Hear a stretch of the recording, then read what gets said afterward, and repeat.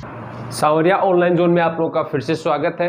अपनी जो आरबीएससी और एनसीईआरटी की जो अपनी लाइव क्लास चल रही थी, इवनिंग में जो लाइव क्लास चलती है उसमें अपन न्यूमेरिकल्स करते हैं।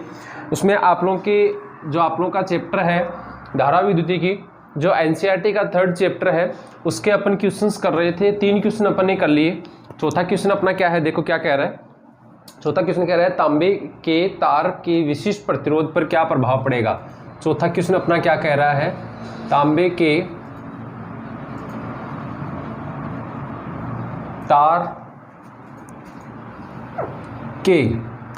तार के विशिष्ट प्रतिरोध, या विशिष्ट प्रतिरोध को अपन बोल सकते हैं प्रतिरोधकता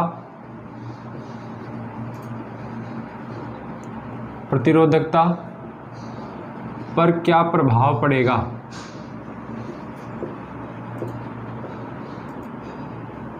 यदि पहला पॉइंट ले रहा हूं यहां पे मैं, यदि पहला पॉइंट क्या कह रहा है, यदि लंबाई को 2 गुना कर दिया जाए, यदि तार की लंबाई को 2 गुना कर दिया जाए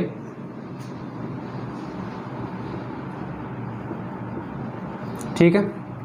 दूसरा अपना क्वेश्चन क्या कहता है, अनुप्रस्थ काट के क्षेत्रफल को 3 गुना कर दिया जाए, तार के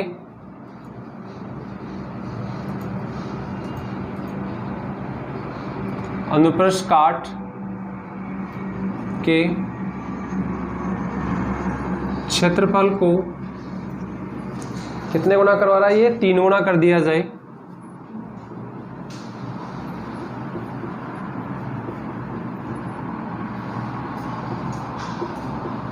तो विशिष्ट प्रतिरोध पर क्या प्रभाव पड़ेगा। तीसरा अपना पॉइंट क्या कहता है, तीसरा पॉइंट कहता है कि त्रिज्या को 3 गुना कर दिया जाए, तार की त्रिज्या को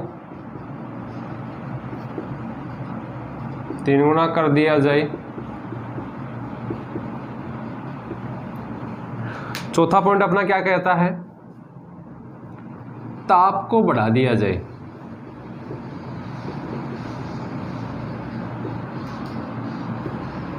ठीक है, चलो ये जो आप लोगों के क्वेश्चन है इसमें अपने देखो विशिष्ट प्रतिरोध के बारे में बात हो रही है। विशिष्ट प्रतिरोध बोल दो या प्रतिरोधकता बोल दो। प्रतिरोधकता ना तो तार की लंबाई पर निर्भर करती है, ना उसके काट क्षेत्रफल पर निर्भर करती है।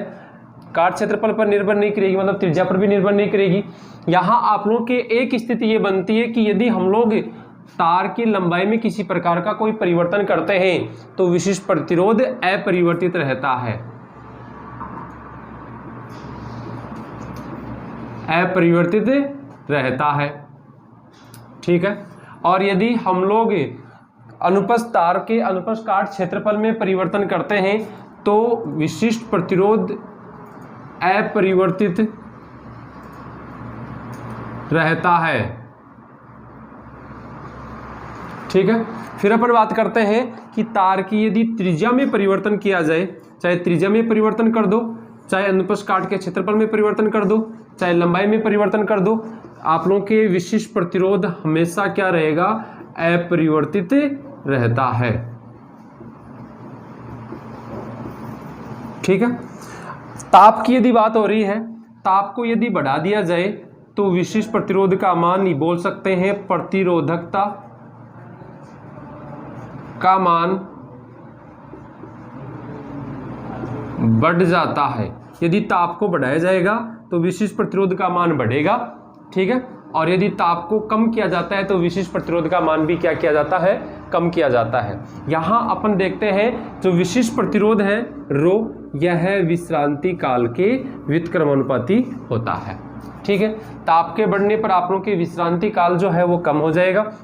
और ये विश्रांति काल के व्युत्क्रम होता है, इसलिए ताप के बढ़ाने पर विशिष्ट प्रतिरोध या बोल सकते हैं प्रतिरोधकता का मान बढ़ता है। तो इस प्रकार से आप लोगों का पहला क्वेश्चन क्या है, थ्योरेटिकल क्वेश्चन है। इसमें आप लोगों को ये ध्यान देना है, चाहे अपन विशिष्ट प्रतिरोध बोल दें या प्रतिरोधकता बोल दें, दोनों का मतलब एक ही है। तो हम लोग यदि तार की लंबाई में परिवर्तन करते हैं तो प्रतिरोधकता अपरिवर्तित रहती है। तार के क्षेत्रफल में यानी कि काट क्षेत्रफल में परिवर्तन करेंगे या तार की त्रिज्या में परिवर्तन करते हैं तो हमारे पास में विशिष्ट प्रतिरोध या बोल सकते हैं आप लोग प्रतिरोधकता अपरिवर्तित रहती है, जबकि ताप के बढ़ाने पर इसका प्रतिरोधकता का मान भी क्या होता है, बढ़ता है। ठीक है, चलो अगला क्वेश्चन देखते हैं। देखो पांचवा क्वेश्चन क्या कह रहा है, एक देखो आप लोगों के पास में एक बेलनाकार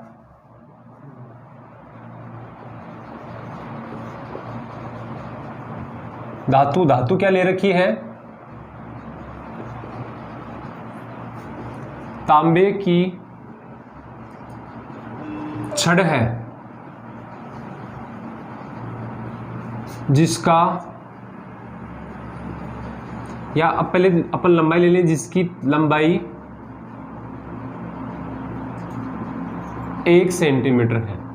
कितनी दे रखी है, 1 सेंटीमीटर है, और इसकी त्रिज्या दे रखी है 2 मिलीमीटर और त्रिज्या 2 मिलीमीटर।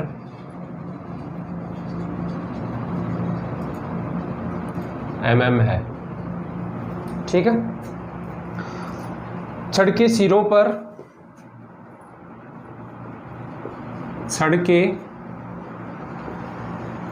सिरों पर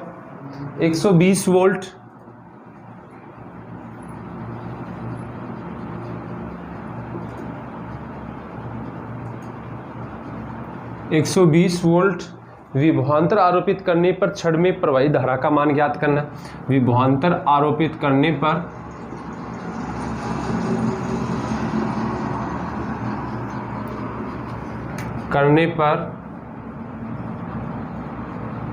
छड़ में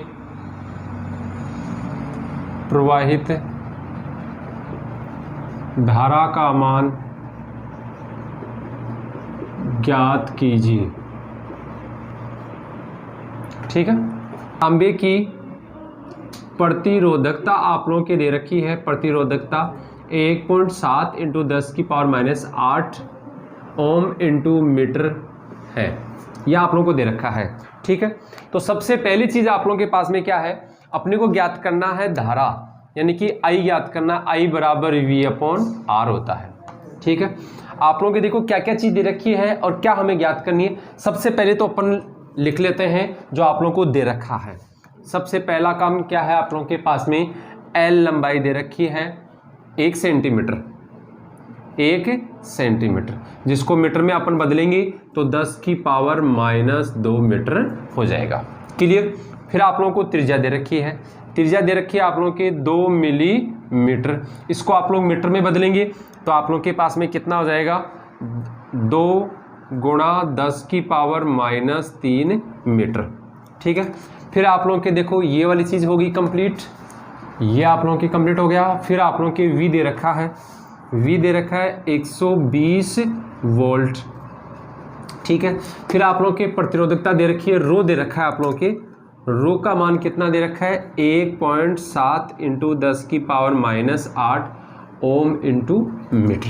ये चीज़ आप लोगों को दे रखी है और धारा का मान हमें ज्ञात करना है। सबसे पहला काम अपन ये करेंगे कि अपने पास में धारा का मान ज्ञात करने के लिए कौन सा फॉर्मूला आता है, तो धारा का मान ज्ञात करने के लिए अपने पास में फॉर्मूला आएगा I बराबर V/R ओम के नियम से। तो सबसे पहली चीज आप लोगों को I ज्ञात करना है, R ये V आप लोगों को दे रखा है, R भी हमें ज्ञात करना पड़ेगा। तो सबसे पहले हम लोग क्या करते हैं, R ज्ञात करते हैं। तो R का मान ज्ञात करने के लिए आप लोगों के एक फॉर्मूला है, चूंकि R बराबर ρL/A, क्या हो जाएगा, R बराबर ρL/A। तो आप लोगों के पास में क्या हो गया, R बराबर रो का मान कितना दे रखा है, रो का मान दे रखा है 1.7 × 10⁻⁸। ठीक है, फिर L दे रखा है आप लोगों के, एल कितना है 10 की पावर माइनस 2 मीटर। क्षेत्रफल आप लोगों के दे रखा है, क्षेत्रफल के लिए यहाँ त्रिज्या दे रखी है, तो त्रिज्या के लिए क्या हो जाएगा पाई आर स्क्वायर। क्लियर। फिर अपन इसको आगे सोल्व करते हैं। तो आप लोगों के पास में देखो क्या मान आएगा, आर बराबर ये 1.7 इंटू 10 की पावर माइनस 10, पाई का मान कितना होता है 3.14, ठीक है। और आर का मान आप लोगों के दे रखा है, कितना दे रखा है 2 गुणा 10 की पावर माइनस 3 का स्क्वायर, ठीक है। तो आर बराबर 1.7 गुणा 10 की पावर माइनस 10 बटा 3.14, 2 का वर्ग कितना हो जाएगा 4 और 10 की पावर कितनी हो जाएगी -6, ठीक है। चलो इसको अपन गुणा करके सोल्व करके हल कर लेंगे, इसको ऊपर लेके जाएंगे तो आप लोगों के पास में देखो क्या मान आएगा, आर बराबर या आप लोगों के पास में 1.7, इसको गुणा कर दो, 4 चौक 16, 1 कितना हो गया 5 और ये 12, ये 10 की पावर देखो, ये 10 की पावर माइनस से ऊपर जाएगी प्लस की हो जाएगी, तो 10 की पावर -4 बच गई। यहाँ तक क्लियर। आगे सोल्व करो आप लोग, किया सोल्व आप लोगों के, तो क्या आ जाएगा आप लोगों का आर का मान क्या आ जाएगा, मैं यहाँ लिख रहा हूँ आप लोगों के, शायद दिख रहा होगा आप लोगों के, देखो दिख रहा है आर का मान आप लोग 1.7 में 12.56 का आप लोग भाग देंगे तो आप लोगों के पास में कितना आएगा, ये मान आप लोग क्या आएगा 1.35 और 10 की पावर -5 हो जाएगा ओम, ठीक है। ये 10 की पावर -4 था ना, ये कितना हो गया 10 की पावर -5, ये वाला मान आप लोगों के पास में आ गया आर का मान। अब आप लोगों के देखो इस फॉर्मूले में v का मान आप लोगों को ऑलरेडी दे रखा है, आर का मान हमें आप लोगों के ज्ञात हो गया, तो अपन आई का मान निकाल सकते हैं। चाहो तो एक बार स्क्रीनशॉट ले लो जिससे अपन आगे कर लें इसको, ठीक है। तो अपने पास में देखो आर का मान क्या आया, शायद आप लोगों को नहीं दिख रहा उधर, 1.35 इंटू 10 की पावर -5 ओम हो गया। वी का मान आप लोग के ऑलरेडी दे रखा है 120 वोल्ट, और आप लोग अब आई का मान याद कर लेंगे, आई बराबर V/R यहाँ से, ठीक है। तो आप लोगों के पास में आई बराबर वी का मान कितना आया 120 और ये कितना हो जाएगा 1.35 इंटू 10 की पावर -5 हो गया स्थिति। आप लोग इसको आगे सोल्व करते हैं तो आप लोगों के पास में आई का मान कितना आता है 8.85 इंटू 10 की पावर 6 एम्पियर। ये आप लोगों की स्थिति बनती है। ये आप लोगों का आंसर आ गया जो अपन यहाँ ज्ञात करना चाहते थे, जो क्वेश्चन में पूछा गया था कि हमें क्या ज्ञात करना है, प्रवाहित होने वाली धारा का मान हमें ज्ञात करना है। तो ये आप लोगों के क्या आ गया, ये आंसर आ गया, ठीक है। तो ये आप लोगों की स्थिति बन गई। क्लियर। चलो आगे देखते हैं अगले क्वेश्चन में। देखो क्वेश्चन नंबर 6 क्या कह रहा है, क्वेश्चन नंबर 6 कह रहा है यूरेका के तार के प्रतिरोध में क्या परिवर्तन होगा। यूरेका एक प्रतिरोध तार होता है, यूरेका का बना होता है, यूरेका के तार के प्रतिरोध में क्या परिवर्तन होगा, क्या परिवर्तन होगा यदि इसकी त्रिज्या आधी और लंबाई 1/4 कर दी जाए। यदि इसकी त्रिज्या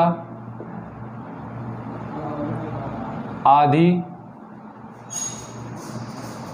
और लंबाई 1/4 कर दी जाए, लंबाई 1/4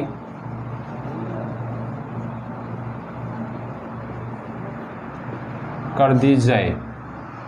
देखो ये आप लोग क्वेश्चन है यूरेका का ही है शायद आप लोगों के क्वेश्चन, ठीक है। देखो अपने पास में क्या कह रहा है, प्रतिरोध तार की बात कर रहा है अगला। ये अपने पास में यूरेका का एक प्रतिरोध तार है, प्रतिरोध तार की बात कर रहा है, उसके प्रतिरोध का मान क्या होगा या प्रतिरोध के मान में किस प्रकार से परिवर्तन होगा, परिवर्तन पूछ रहा है। इसका मतलब हमारे पास में रेशियो आएगा।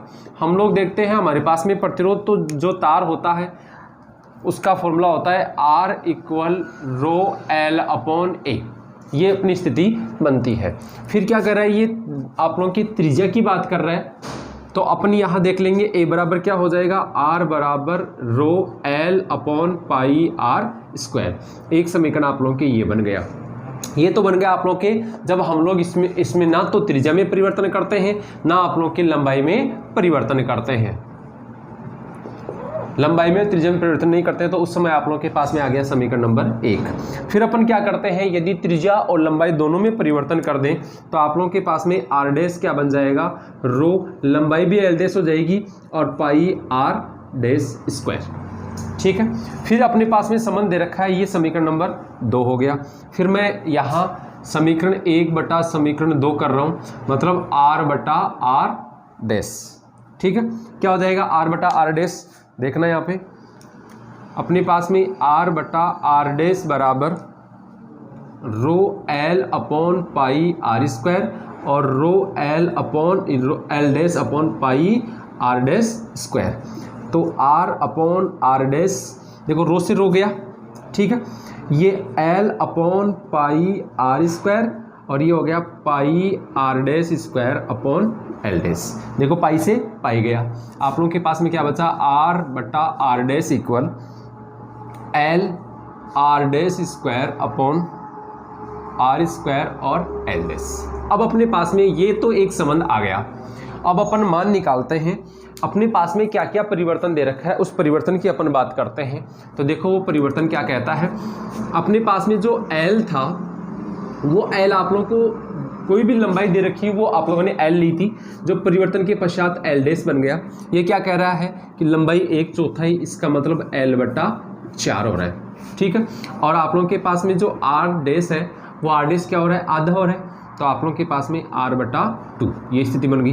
तो एल डैश और आर डैश दोनों का मान मैं यहाँ रख रहा हूँ, तो अपने पास में क्या बन जाएगा, देखना ये आप लोगों के पास में बन जाएगा r upon are dash equal L, ऐसा कैसे रह जाएगा, आर डैश स्क्वायर, मतलब आर डैश की जगह मैं ले लूँगा r बटा 2 का होल स्क्वायर। ठीक है, R square as it is रह जाएगा, एल डैश का मतलब होगा एल बटा आप लोगों के 4। ठीक है, ये कंडीशन बन गई। फिर अपन इसको सोल्व करते हैं, तो आप लोग देखो यहाँ लिख रहा हूँ, शायद आप लोग के यहाँ दिख रहा होगा। ठीक है, तो आप लोग के r बटा आर डैश इक्वल देखो एल आर स्क्वायर बटा 4, ये बच गया आप लोग के। नीचे वाला क्या कह रहा है, आर स्क्वायर एल बटा 4। आप लोग उल्टा कर दो इसको, तो क्या हो जाएगा, r बटा are dash equal L R square बटा 4 और ये 4 बटा आर स्क्वायर एल, मतलब ये आपस में कट गए, सभी कट गए। तो आप लोगों के पास में क्या आ गया, r upon are dash equal 1 और r बराबर आर डैश। मतलब हम लोग ये देख रहे हैं जो आप लोगों के पास में आंसर आ रहा है वो क्या कह रहा है, परिवर्तन के पश्चात और परिवर्तन से पहले जो आप लोगों के पास में प्रतिरोध थे वो दोनों क्या है, समान है। इसका मतलब क्या है, इसका एक ही मतलब है, हम लोग ये देख रहे हैं कि आप लोगों के पास में एक प्रतिरोध दे रखा है, प्रतिरोध तार दे रखा है। इसको फिर से रिपीट कर रहा हूँ, ध्यान से देख लेना, बहुत अच्छा क्वेश्चन है, इसमें अपन कंफ्यूज होते हैं। ये परिवर्तन देखते हैं तो अपन क्या करते हैं, तुक्का मारने की कोशिश करते हैं कि परिवर्तन हो रहा है तो प्रतिरोध में भी शायद परिवर्तन होगा, लेकिन ऐसा नहीं होता। देखो यहाँ आप लोग के पास में दे रखा है एक यूरेका का प्रतिरोध तार दे रखा है, उसमें क्या परिवर्तन होगा वो अपने को देखना है। पहला क्या कह रहा है, त्रिज्या आधी, ठीक है, और लंबाई क्या हो रही है, 1/4। इसका मतलब परिवर्तन से पहले अपने पास में ये एक फॉर्मूला आता है, r बराबर रो एल अपॉन ए हो गया। अब अपन क्या करेंगे, आप लोगों के a का मान रख देंगे, चूंकि a बराबर पाई आर स्क्वायर, ये a क्या है, a आप लोगों के पास में प्रतिरोध तार का काट क्षेत्रफल है। क्या है, काट क्षेत्रफल है। तो हम लोग यहाँ ये स्थिति देखते हैं, यहाँ ये वाला मान रख दिया, ठीक है, अपन देखो पाई आर स्क्वायर मान रख देंगे, तो अपने पास में ये स्थिति बन गई। परिवर्तन के पश्चात आप लोगों के पास में लंबाई भी नहीं आ रही है और आप लोगों की त्रिज्या भी नहीं प्राप्त हो रही है, दोनों का अपन अनुपात देखते हैं, तो आप लोगों के ये वाली स्थिति बन गई। जो करते हैं उनको काट दिया मैंने, आप लोगों के ये वाला मान गया। अब अपन देखते हैं कि क्या क्या परिवर्तन हुआ है। प्रश्न के अनुसार, क्वेश्चन के अनुसार आप लोगों के परिवर्तन हो रहा है। लंबाई हो रही है 1/4, तो मैंने 1/4 कर दी, l बटा 4 कर दिया। फिर आप लोगों के पास में आ रहा है आर डैश, जो त्रिज्या हो रही है वो क्या हो रही है, आधी हो रही है, तो मैंने क्या कर दिया, r बटा 2। दोनों के मान मैं यहाँ रख रहा हूँ, जो जितना सोल्व होता है उसको सोल्व कर दो, काट दो। यहाँ अपन देख रहे हैं कि ये तो सभी आपस में कट गए, इसका मतलब ये वाला मान कितना आ गया, 1 आ गया। कितना आ गया ये वाला मान 1, और ये आप लोगों के पास में दोनों का मान समान आ रहा है। ठीक है, चलो कोई दिक्कत नहीं, ये आप लोग के क्वेश्चन सोल्व हो गया। अगले क्वेश्चन में चलते हैं। देखो क्वेश्चन नंबर 7 क्या कह रहा है, एक तांबे का तार जिसका जिसका काट क्षेत्रफल दे रखा है, जिसका क्षेत्रफल 1 mm² है। काट क्षेत्रफल दे रखा है कितना, 1 mm²। ठीक है, चलो आगे देखते हैं। में 0.1 में 0.5 एम्पियर की धारा प्रवाहित हो रही है।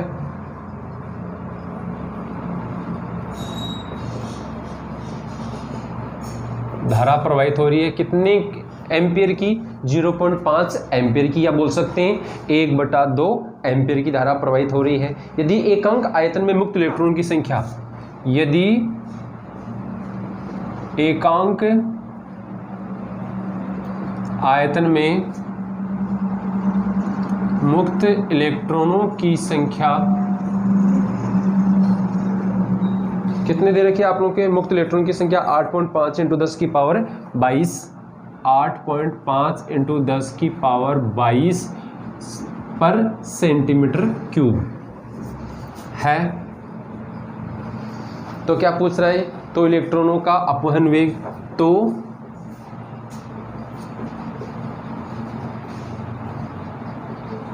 इलेक्ट्रॉनों का अपवहन वेग क्या होगा। अपने को क्या ज्ञात करना है, देखो क्या क्या चीज दे रखी है, एक बार अपन नोट कर लेते हैं। एक तांबे का प्रतिरोध तार दे रखा है जिसका काट क्षेत्रफल मतलब A का मान दे रखा है 1 mm², और इसमें धारा I प्रवाहित हो रही है 0.5 एम्पियर, और ये क्या कह रहा है, एकांक आयतन में इलेक्ट्रॉनों की संख्या आप लोगों को दे रखी है 8.5 × 10 की पावर 22 पर सेंटीमीटर क्यूब, और आप लोगों के इलेक्ट्रॉनों का अपवहन वेग ज्ञात करना है, मतलब आप लोगों को ज्ञात करना है VD। क्या ज्ञात करना है, VD। आप लोग की ये चीज़ दे रखी है शायद, क्लियर, कोई दिक्कत आप लोगों की। देखो ये वाला मान दे दिया, ये n आ गया, हाँ ठीक है, ये वाले मान आप लोगों को दे रखे हैं। ये आप लोगों का क्वेश्चन है। आप लोगों के पास में ये जो चीज़ दे रखी है, ये आप लोगों के क्षेत्रफल दे दिया, तो मैं यहाँ जो आप लोगों को चीज़ें दे रखी है, जो आप लोगों के वैल्यू आप लोगों के यहाँ दे रखी है, तो उसको अपन देख लेते हैं। ये आप लोगों के 1 mm² हो गया। 1 mm² को अपन बदलना चाहते हैं, तो आप लोग के 1 × 10 की पावर, देखो mm को बदलेंगे मीटर में तो 10 की पावर -3, लेकिन स्क्वायर लगा हुआ है तो आप लोग के पास में ये हो गया स्क्वायर, ये मीटर स्क्वायर हो गया। ठीक है, इसको आप लोग सोल्व करेंगे तो 10 की पावर -6 मीटर स्क्वायर, ये क्षेत्रफल हो गया।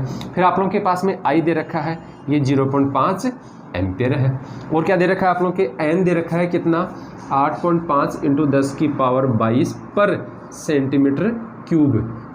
एकांक आयतन में है, सेंटीमीटर को आप लोग मीटर में बदलना चाहते हैं, तो n का मान क्या हो जाएगा, 8.8, ये 8.5 × 10 की पावर 22 है। मैं इसको मीटर में बदलना चाहता हूँ तो मीटर क्यूब। देखो मीटर क्यूब कब आएगा, जब आप लोगों की बट्टा में, मीटर क्यूब कब आएगा, जब आप लोगों के बट्टा में -2, तो 1 सेंटीमीटर में मीटर होते हैं, इसका क्यूब लगा हुआ है तो मैंने क्यूब लगा दिया, ये आप लोगों के पर मीटर क्यूब हो गया। ये देखो क्या हो जाएगा आप लोगों के, n = 8.5 × 10 की पावर 22, ये देखो 10 की पावर -2 की पावर 3 लगी हुई, इसका मतलब 10 की पावर -6 हो जाएगी, जो ऊपर आएगी तो 10 की पावर +6 पर मीटर क्यूब। ठीक है, तो n बराबर 8.5 × 10 की पावर 22 और 6 कितने हो गए, 28 पर मीटर क्यूब। ये आप लोगों के वैल्यू दे रखी है। ये आप लोगों के एक तो दे दिया, क्षेत्रफल आप लोगों के दे रखा है A, ठीक है, एक धारा दे रखी है, एक n का मान आप लोगों के दे रखा है, और VD पूछ रहा है। तो इसके लिए आप लोगों के पास में एक फॉर्मूला होता है, I = NE, क्या हो गया आप लोगों के पास में, ये फॉर्मूला होता है आप लोगों के I बराबर NEAVD, इसी से बना रहा हूँ मैं ये। ठीक है, देखो VD यहाँ रख लिया, इसका भाग दे दिया, I बराबर NEA। यहाँ तक क्लियर। अब क्या क्या चीज़ आप लोगों को दे रखी है, फिर रिपीट कर रहा हूँ आप लोगों के, मैं फिर से आप लोगों को बता दूं, आप लोगों को क्या क्या दे रखा है। एक तो काट क्षेत्रफल दे रखा है 1 मीटर स्क्वायर, ये 1 मिलीमीटर स्क्वायर। एक धारा दे रखी है 0.5 एम्पियर। एक आप लोगों के इलेक्ट्रॉनों की संख्या दे रखी है 8.5 × 10⁻22 पर मीटर, ये पर सेंटीमीटर क्यूब। और आप लोगों के क्या पूछ रहा है, अपन वेग पूछ रहा है, मतलब वीडी आप लोगों के पूछ रहा है, ड्रिफ्ट वेग आप लोगों के वेलोसिटी पूछ रहा है। तो ये आप लोगों को मैंने यहाँ लिख दिया। अपने पास में क्षेत्रफल दे रखा है 1 मिलीमीटर स्क्वायर, ठीक है। इसको आप लोग जब मीटर में चेंज करेंगे, 1 मिलीमीटर में 10⁻³ मीटर होते हैं। यहाँ स्क्वायर लगा हुआ है तो 10⁻³ के मैंने स्क्वायर लगा दिया, ठीक है। ये एक की स्क्वायर नहीं लगेगा, ये एक अलग चीज़ है आप लोगों के, ये बाहर है। हो गया यहाँ तक। फिर अपन चलते हैं 10⁻³ और इसके पावर 2 लगी हुई तो 10⁻6 हो गया, क्लियर। फिर अपने पास में दे रखा है विद्युत धारा दे रखी है 0.5 एम्पियर। फिर अपन आगे चलते हैं तो आप लोगों के पास में n का मान दे रखा है, मतलब इलेक्ट्रॉनों की संख्या आप लोगों को दे रखी है। इलेक्ट्रॉनों की जो संख्या दे रखी है वो एकांक आयतन में दे रखी है और आयतन आप लोगों के सेंटीमीटर क्यूब में प्रदर्शित कर रखा है। इसको मीटर क्यूब में बनाएंगे। देखो सेंटीमीटर क्यूब है, ये बट्टा में है, बट्टा में है तो मैंने बट्टा में, आप लोगों को पता है से 1 सेंटीमीटर को मीटर में बनाएंगे तो 10⁻² होगी। इसके क्यूब लगा हुआ है तो मैंने इसके भी क्या लगा दिया, क्यूब लगा दिया। 10⁻² गुणा 3 हो जाएगा तो 10⁻6 होगी, जिसको ऊपर लेके आए तो अपन क्या कर दिया, प्लस कर दिया। इन दोनों को जोड़ दिया तो आप लोगों के पास में n का मान आ गया। अपने पास में एक फॉर्मूला आया था पीछे, VD = I/NEA, ठीक है। अब अपन यहाँ वैल्यू रख रहे हैं, VD = I का मान कितना दे रखा है, I का मान आप लोगों को दे रखा है 0.5 एम्पियर। n का मान दे रखा है 8.5, कितना दे रखा है 8.5 × 10⁻28 और इलेक्ट्रॉन का आवेश होता है 1.6 × 10⁻19। और आप लोगों के पास में क्या दे रखा है देख लेते हैं। क्षेत्रफल दे रखा है, क्षेत्रफल कितना दे रखा है 10⁻6। इसको पूरी को आप लोग हल करोगे तो आप लोग के पास में VD क्या आएगा, करो देखिए, इसको सोल्व करो। सोल्व करेंगे आप लोगों के, पहले पावर को सोल्व कर लो। देखो 10⁻19 है, 10⁻6 है, दोनों को आप लोग जोड़ देंगे 25 हो जाएगी। 25 में से आप लोग के 28, ये प्लस की है, 25 गई, आप लोग के पास में 3 हो गया, 3 ऊपर आ जाएगा। और जो आप लोग के पास में मान आ रहा है देखो 0.5 बटा, ये आप लोग के पास में 8.5 और ये 1.6 और ये 10⁻3, ये आप लोग के हो गया। सोल्व करो इसको, देखें जल्दी सोल्व करो। तो अपने पास में देखो क्या आ गया आंसर, VD का मान कितना आया 3.7 × 10⁻5 मीटर पर सेकंड। ये हो गया इसका अपवहन वेग, आप लोग का आंसर क्या हो गया, याद रख लेना आप लोग। अपने पास में जो वेग होगा वो मीटर पर सेकंड में आ रहा है और कैलकुलेशन से आप लोग के पास में 3.7 × 10⁻5 मीटर पर सेकंड आप लोगों के पास में अपवहन वेग प्राप्त हो रहा है। ये आप लोग के क्वेश्चन का आंसर हो गया। 7वां क्वेश्चन कंप्लीट। देखते हैं 8वां क्वेश्चन। चलो देखो ऐसा ही आप लोगों के पास में एक क्वेश्चन और है, 8वां क्वेश्चन और देख लेते हैं क्योंकि बहुत अच्छा क्वेश्चन है, अपनी प्रैक्टिस हो जाएगी। एक क्वेश्चन अपन और देखते हैं क्या कह रहा है। 4 × 10⁻6 मीटर स्क्वायर, 4 × 10⁻6 मीटर स्क्वायर काट क्षेत्रफल क्या दे रखा है, काट क्षेत्रफल के तार में